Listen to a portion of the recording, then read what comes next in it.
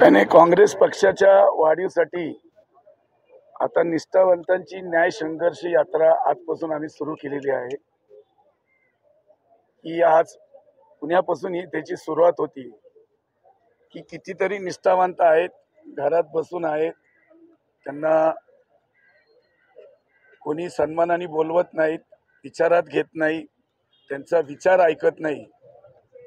म्हणून आजपासून शहीद दिनाच्या दिवशी आज आपण शहीदांना आदरांजली वाहून आपण निष्ठावंतांच्या आणि काँग्रेस पक्षाच्या वाढीसाठी निष्ठावंतांची न्याय यात्रा ही आता पुण्यापासून सगळ्या जिल्ह्यात ते महाराष्ट्रात आणि देशात आम्ही काढणार।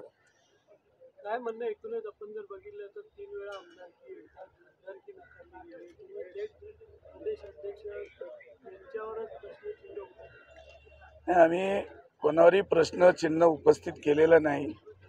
कुठेतरी कित्येक वर्ष काम करणारे माझ्यासारखे अनेक निष्ठावंत इथं बसलेत। आता आपण पाहिलं असेल की काँग्रेस पक्षाची नेहमी सातत्याने हिरारीने भाग घेत असतात, परंतु त्यांना कुठेही सारखं डावललं जातंय। आणि जे आत्ता नवीन येतात किंवा अस्तित्वात त्यांना पद असतानाही त्यांना पुण्यासारखी एवढी मोठी लोकसभेची उमेदवारी दिली जाते, तेव्हा निष्ठावंतांना थोडंसं अंतःकरणाला दुःख झाले। म्हणून गांधीजींकडे आम्ही थोडंसं, महात्मा गांधी यांच्या विचाराचा हा पक्ष आहे, गांधीजींच्या चरणी बसून की बाबा गांधी बाबाजी आता मेणबत्त्यातून थोडंसं पहा, तुम्ही आमचे चेहरे पण दिसतील असं सांगत आम्ही गांधी बाबांना विनंती केलेली आहे। काँग्रेसमध्ये निष्ठेची हत्या होईल असं वाटतं? हत्या म्हणण्यापेक्षा एक कार्यकर्त्यांच्या भावना आहेत त्या। काँग्रेस म्हटलं की विचार आहे, विचार म्हटलं की स्वातंत्र्य आहे आणि प्रत्येकाला बोलायचा अधिकार आहे। आपल्या पक्षश्रेष्ठीकडे आपण हे मागितलेलं एक मागणी आहे की कुठेतरी निष्ठावंतांचा विचार करा।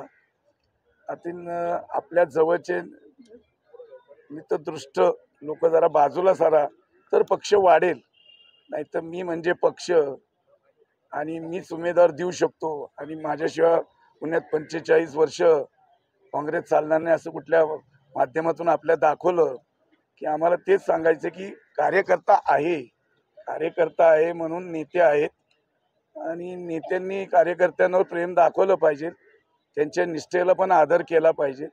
हीच खरी आपल्याला काँग्रेसची विचारधारा आहे।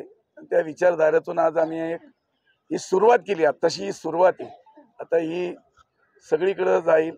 न्याय यात्रा आमची अख्खी देशभर चाललेली आहे।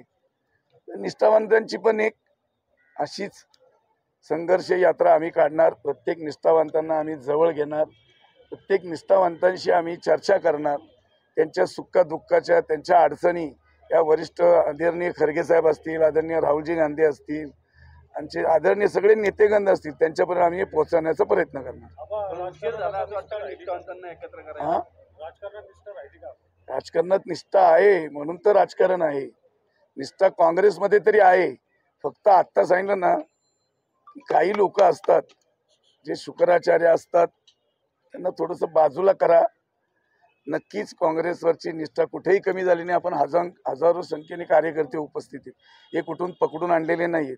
हे निष्ठापायी एका मेसेजद्वारे आत्ता दुपारच्या भर उन्हात इथं आलेले आहेत। आपण पहा, अजून थोड्या वेळाने पहा, ही संख्या वाढत जाईल, कमी होणार नाही।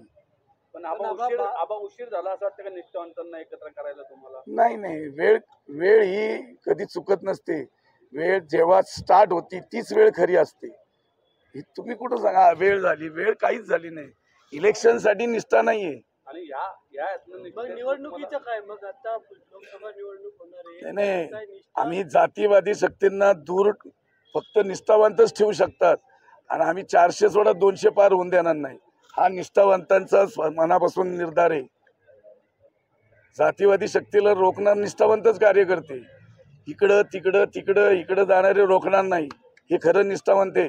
40 वर्ष, 50 वर्ष, 70 वर्ष काम करणारे अनेक लोक या काँग्रेस पक्षात आजही उद्याही असणार आहेत। आपण नीट पहा, सगळ्यांचे हे निष्ठावंतच आहेत आणि नेहमी निष्ठावंतांनीच काँग्रेसची उंच भरारी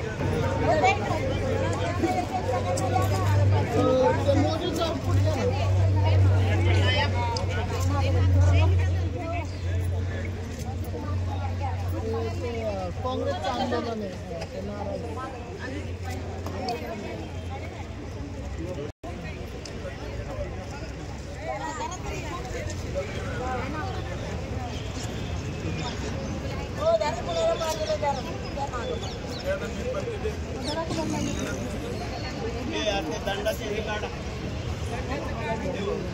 मोबाईलची हाईट कमी करायची बघा.